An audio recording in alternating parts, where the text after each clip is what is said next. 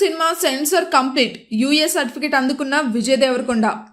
ఆ మధ్య రిలీజ్ అయిన టీజర్ దెబ్బతో కింగ్డమ్ సినిమాపై ఆడియన్స్లో నెలకొన్న అంచనాలు అన్నీ ఇన్ని కావు. అసలు ఇది కదరా విజయ్ దేవరకొండకు పడాల్సిన సినిమా అనిపించింది.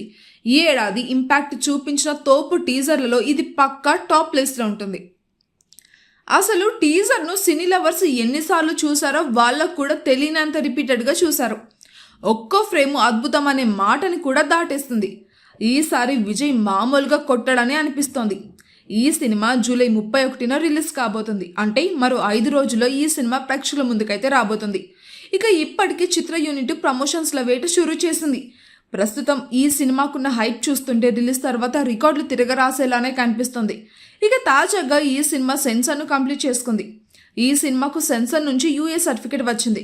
ఈ సినిమాకు సంబంధించిన బిజినెస్ ఓ రేంజ్లో జరుగుతుంది అని ఇన్సైడ్ టాక్. ఇక 2 తెలుగు రాష్ట్రాలలో కలిపి దాదాపు 100 కోట్లకి పైగా ప్రీ బిజినెస్ జరగబోతుంది అని తెలుస్తుంది. ఈ సినిమా కోసం ఏకంగా తన రెమ్యూనరేషన్ను సైతం తగ్గించుకున్నాడు విజయ్ దేవరకొండ. సినిమా క్వాలిటీ కోసం పారితోషికం తగ్గించుకొని సినిమా రిలీజ్ అయ్యాక లాభాల్లో చూసుకుందాం అనుకున్నాడు.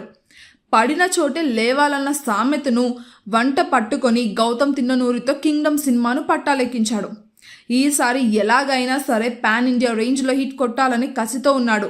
ఇక ఈ దెబ్బతో రికార్డులన్నీ విజయ్ దేవరకొండ పండబెడతాడు అనే కాన్ఫిడెంట్ ఆడియన్స్కి అయితే వచ్చేసింది.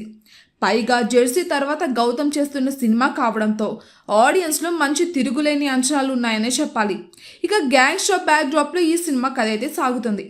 సితారా ఎంటర్టైన్మెంట్స్ ఫార్చ్యూన్ 4 సినిమా బ్యానర్ పైన సూర్యదేవర నాగవంశీ, సాయి సౌజన్య నిర్మిస్తున్న ఈ సినిమాకు గౌతమ్ తిన్ననూరి దర్శకత్వం వహిస్తున్నారు.